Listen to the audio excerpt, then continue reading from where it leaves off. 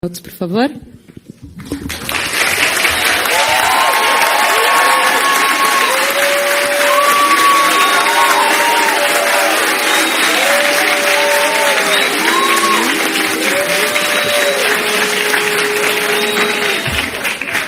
Bem, boa tarde a todos. Eu gostaria aqui, inicialmente, apenas de cumprimentar e agradecer o gentil convite que me foi feito pela organização, todas as pessoas muito gentis, e cumprimento a pessoa da doutora Fernanda Farina aqui presente. Para mim é um prazer e uma honra estar nesse evento para discutir esses temas tão relevantes, não só a questão da justiça, mas os temas anteriores, que foram muito interessantes, educação, desenvolvimento social, economia e meio ambiente. Cumprimentar aqui os demais componentes da mesa, o ministro Cuevas, o doutor Buais, e um cumprimento especial aqui ao ex-ministro José Eduardo Cardoso. Não sei se alguém esperava um confronto ou coisa parecida. Eu digo que não dei nenhuma cotovelada nele aqui. Mas, enfim, eu até acho que isso reflete um pouquinho os comentários assim um pouco tolice, como se não se pudesse dividir o ambiente e conversar. E, como foi dito pelo ministro e também anteriormente pelo ex-ministro Patrus Ananias, a democracia é um espaço, acima de tudo, de liberdade. E dentro dessa liberdade, é natural que haja divergências. O importante também, e isso acho que é central dentro de uma democracia, é aquele espírito de tolerância. Então, discutamos, divergimos, chegamos a alguns consensos, resolvemos alguns dissensos por questões ou de debate ou de chegar a uma maioria. Eu não tenho nenhum problema em relação a isso. E então fica esse cumprimento especial. O ministro é um jurista de qualidade e revelou isso pela fala dele. Sigo adiante, então. O tema é sobre a interferência do Poder Judiciário, uma eventual interferência do Poder Judiciário nos outros domínios políticos e administrativos. Tem diversos aspectos dessa questão. É impossível aqui esgotar esse tema em 15 minutos. A principal preocupação, quando se fala nessa interferência excessiva do judiciário, diz respeito não propriamente à questão de aplicação da lei criminal, da justiça criminal, talvez o motivo do meu convite, mas principalmente em relação à revisão da constitucionalidade das leis, né, o tal do Judicial Review. Nesse aspecto,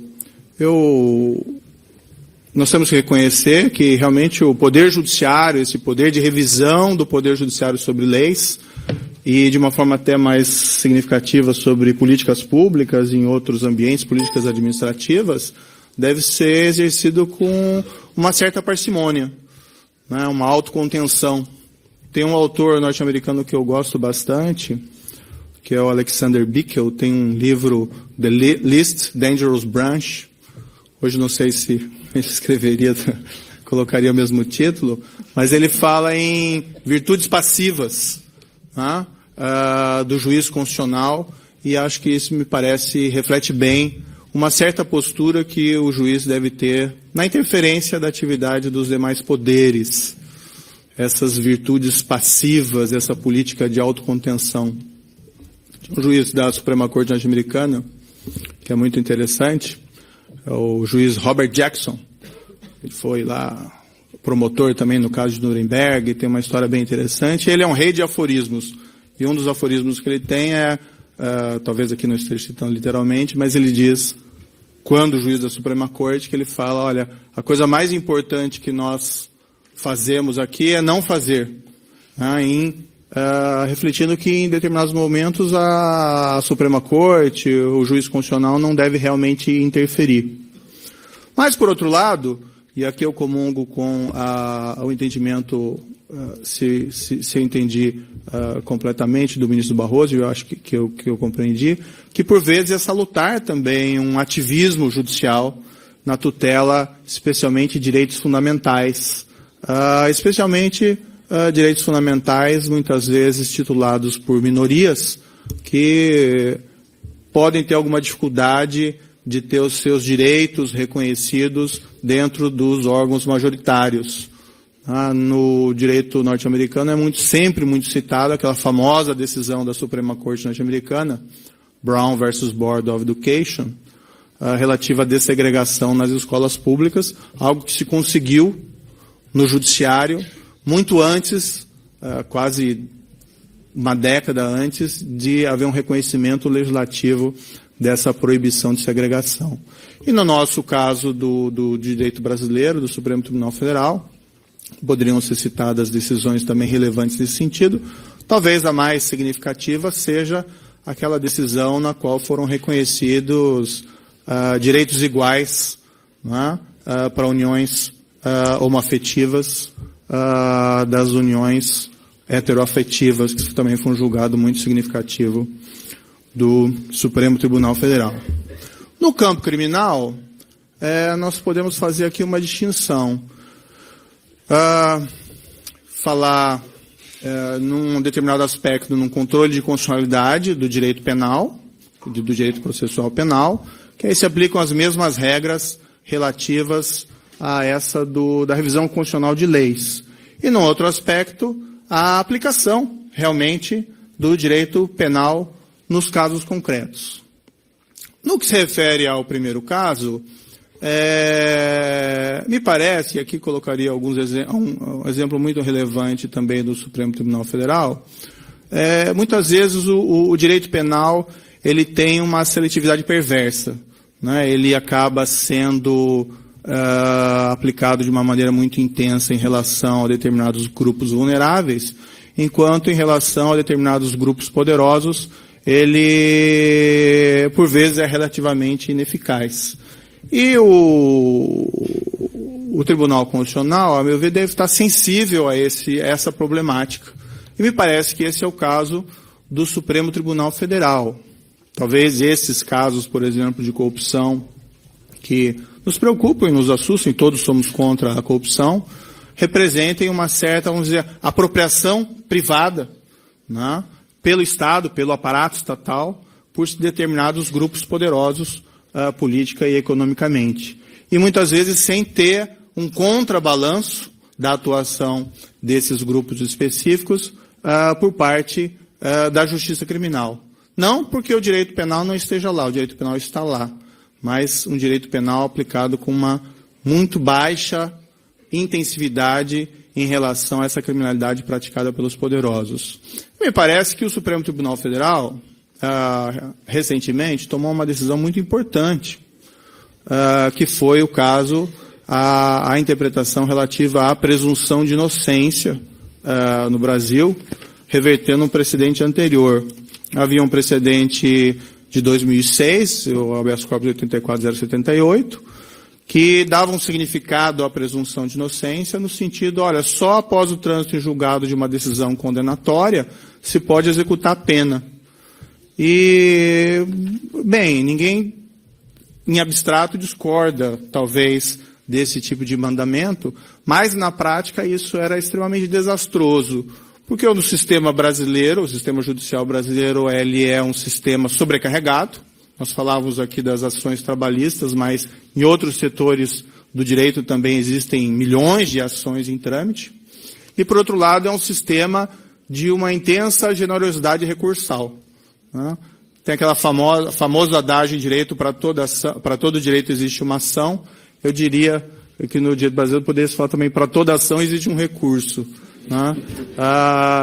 Pois é, essa junção de um sistema judicial sobrecarregado e uma generosidade excessiva de recursos fazia com que pessoas poderosas, econômica ou politicamente, conseguissem manipular o sistema utilizando os meios de defesa disponibilizados pela lei, com advogados habilidosos, e aqui não vai nenhuma crítica à advocacia, mas os meios estavam disponíveis, conseguiam fazer com que processos que buscavam a responsabilização de agentes econômicos ou políticos poderosos, responsabilização por eventuais crimes contra a administração pública, nunca chegassem ao seu término. E, na prática, isso significava impunidade. A justiça sem fim é uma justiça que não se realiza, é uma justiça nenhuma. E o Supremo Tribunal Federal, atento a essa, vamos dizer assim, ineficiência do sistema em relação a esses grupos, a essa corrupção, muitas vezes enfriada, porque o sistema não tinha instrumentos de responsabilização efetivos, mudou esse precedente. Isso foi no começo de 2006, em 3 precedentes, habeas corpus 126.292, relatado pelo saudoso ministro Teori Zavascki, e depois nas ações declaratórias de constitucionalidade 43 e 44, relatadas pelo ministro Edson Fachin. E o Supremo entendeu, olha, a partir de um julgamento em apelação se pode executar desde logo a pena, não se eterniza a relação processual, e com isso o Supremo Tribunal Federal fechou uma janela de impunidade muito elevada. Claro, quem discorde desse entendimento, dizendo que viola a presunção de inocência, eu diria o seguinte: a presunção de inocência tem 2 aspectos. Um aspecto probatório. Só se pode ser condenado com prova categórica, com prova acima de qualquer dúvida razoável. É uma regra de prova. Essa regra não pode sofrer qualquer espécie de flexibilização. Isso é uma regra sagrada, é regra de ouro no direito processual do Estado de Direito, direito processual penal. Por outro lado, a questão da prisão, no mundo inteiro, em geral, a prisão antes do julgamento é excepcional, como foi bem colocado, bem argumentado aqui pelo ministro Cardoso. A prisão preventiva realmente deve ser excepcional. Mas quando se fala em uma prisão após um julgamento de segunda instância, não se está falando mais de uma prisão pré-julgamento, mas sim uma prisão que já passou por 2 etapas de julgamento. É um julgamento de primeira instância e ainda um julgamento de revisão. A ilustrar que não significa violação da presunção de inocência, se tem que 2 países que são considerados berços históricos da presunção de inocência, Estados Unidos e França, a prisão, como regra, se opera a partir do julgamento de primeira instância. Bem, se esses países com tradição democrática e liberal bem mais intensa do que o Brasil praticam essa regra, parece que é inconsistente afirmar que existe aí uma violação à presunção de inocência, pelo menos no sentido universal dela. Enfim, me parece que aí foi um exercício de judicial review do Supremo Tribunal Federal, num aspecto extremamente interessante, porque se precisa, na estrutura do Estado Democrático de Direito, se precisa sim ter atenção para minorias. Isso é um tema clássico do direito constitucional e da teoria política. Mas, por outro lado, também há que haver uma preocupação quanto, vamos dizer assim, à dominação da estrutura estatal por interesses que não são exatamente convergentes com o interesse público. Ou seja, tem que se proteger a formulação das políticas públicas, tem que se proteger o poder da contaminação por interesses especiais. Isso era uma preocupação que estava, inclusive, lá nos próprios federalistas. Tanto que uma ideia de se dividir o poder para evitar o abuso de poder é também evitar que esse poder seja utilizado não em prol do interesse público, mas em prol de interesses especiais. E por isso é necessário que se tenha também um processo, um direito penal e um processo penal que seja capaz de barrar a contaminação do Estado por interesses especiais. E para isso se precisa ter um direito processual efetivo e, a meu ver, nesse sentido, foi extremamente feliz o Supremo Tribunal Federal nesse julgamento. Num outro aspecto, da aplicação da lei penal. Aí não se fala mais em judicial review, mas se fala do trabalho do juiz clássico. Muitas vezes você tem esses questionamentos a respeito da interferência do juiz na política pública de saúde, e esse é um tema extremamente complicado, mas quando nós falamos do juiz aplicar a lei penal nos casos concretos, aqui nós estamos falando de ortodoxia, de um papel clássico do juiz. E o papel do juiz nesses casos é seguir as regras, aplicar a lei, e no processo penal isso significa que o inocente vai para casa, ou permanece em casa todo o tempo, e que o culpado sofre as consequências, e em casos de crimes com certa gravidade, entre os quais eu coloco a corrupção e crimes contra a administração pública, ele sofre uma sanção que pode ser uma sanção prisional, uma pena de prisão. A justiça funciona dessa forma quando se tem esse resultado específico. Agora, aqui não precisa nenhum ativismo, em realidade. Aqui é pura ortodoxia. E eu, particularmente, não defendo nada diferente da ortodoxia na aplicação pelo juiz penal, da lei penal, nos casos concretos. Esse tema da prisão preventiva tem sido um tema realmente polêmico, mas o que eu tenho falado nas minhas decisões e, eventualmente, em público, de uma maneira abstrata, que não defendo nada diferente da aplicação ortodoxa da lei processual penal. E essa lei diz o seguinte: a prisão preventiva é excepcional. E eu concordo absolutamente com isso. Tem que se evitar o risco máximo de com que um inocente seja eventualmente preso antes de um julgamento, porque isso potencializa o erro judiciário. Não obstante, a nossa lei processual penal também permite que o juiz, eventualmente, adote esse regime drástico da prisão preventiva com objetivos previstos em lei. Então, por exemplo, proteger a investigação criminal. O primeiro diretor da Petrobras, aqui falando um caso concreto, o primeiro diretor da Petrobras que foi preso, isso lá em 2014, não houve uma ordem de prisão imediata contra ele. Houve uma ordem de busca e apreensão.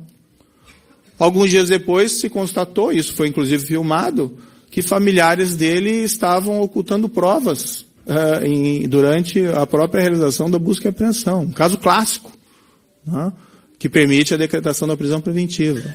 O Supremo Tribunal Federal decretou, com muita coragem institucional, a prisão preventiva de um senador em exercício. E ali se tinha um caso clássico de uma interferência daquele senador, ex-senador, para coibir a colheita regular de prova em uma colaboração premiada. Também ali previsão de prisão preventiva para evitar uma fuga ou colocar em risco a aplicação da lei penal. Em vários casos nós temos argumentado isso. Por exemplo, todos os quatro ex-diretores da Petrobras que foram condenados e que cumprem termos de prisão em diferentes circunstâncias. Todos os quatro foi descoberto que eles tinham contas no exterior, secretas, em nome de offshores, com milhões de dólares e milhões de euros. Veja que aí existe uma potencialização de uma fuga. Eu tenho uma fortuna no exterior, eu vou ficar esperando aqui uma responsabilização criminal. Eu tenho, muitas vezes, casos que foram constatados de esses ex-diretores da Petrobras movimentando esses ativos no exterior, mesmo durante a investigação, numa tentativa clara de evitar uma dissipação de ativos. Da mesma forma, a aplicação ortodoxa da legislação que rege a prisão preventiva. E o que nós temos argumentado também é que o que foi evidenciado por essas investigações, por esses casos, e aqui eu me baseio no julgamento já efetuados, que vários casos já foram julgados, é aquilo que a gente chama de corrupção sistêmica. Não uma corrupção como um ato isolado no tempo e espaço, mas uma corrupção como uma prática habitual, profissional, serial, profunda e penetrante, que chegou a contaminar em diversos aspectos nossas instituições. Veja, nós temos um ex-presidente da Câmara condenado e preso. Um ex-presidente da Câmara. O grau de contaminação das instituições realmente foi profundo. Também é prevista a legislação, na legislação processual penal, que o juiz possa decretar a prisão preventiva para interromper um ciclo deletivo, para interromper uma prática serial desses crimes. E é isso que se entendeu da necessidade, em casos pontuais, de se decretar prisão preventiva. Se fala muitas vezes num exagero, claro, se pode divergir quanto a isso.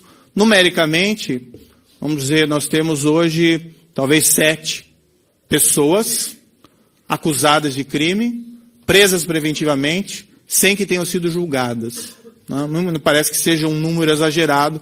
Em qualquer vara criminal de capital de Estado, se tem lá os juízes decretando prisões muito mais numerosas a cada dia, ou a cada semana, ou a cada mês. E quando se fala nessas 7 prisões, nós não estamos falando de prisões de pessoas vulneráveis. Nós estamos falando de prisões de pessoas, ao contrário, de pessoas poderosas. Então, as pessoas podem divergir razoavelmente nos casos concretos, se essa prisão era necessária ou não era necessária, mas, assim, na minha visão, no meu entendimento, é a aplicação ortodoxa da lei penal que permite, em casos excepcionais, e aqui é uma excepcionalidade, essa prisão preventiva.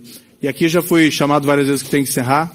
Só para finalizar, recentemente estava lendo um livro muito interessante, conta uma experiência judiciária fantástica, envolvendo os processos no Peru, na época da ditadura Fujimori e Montesinos. E se falava ali do trabalho que se fez na Procuradoria, em procuradores especiais e na Justiça, de debelar aquela contaminação criminal do Estado peruano naquela época, pelo Fujimori e pelo seu braço direito, Vladimir Montesinos.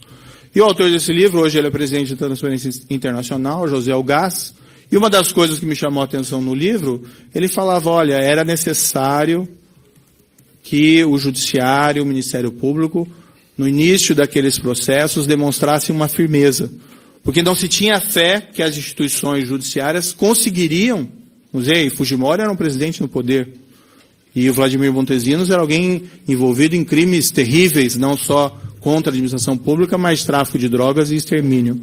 E ele falava que era necessário que o judiciário atuasse com firmeza. E no caso dessa firmeza, eram realmente prisões preventivas que ele defendia naquele caso, como de fato foi feito. Se não tivesse havido isso, o remédio é drástico, mas se não tivesse sido feito isso, provavelmente não se teria conseguido debelar os crimes praticados por aquela dupla criminosa que havia se apropriado do poder no Peru. Agradeço a todos mais uma vez a atenção.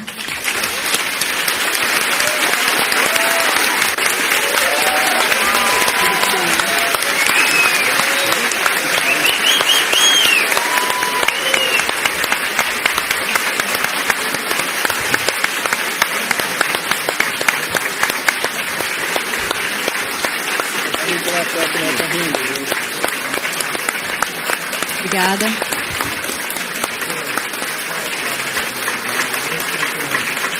Obrigada.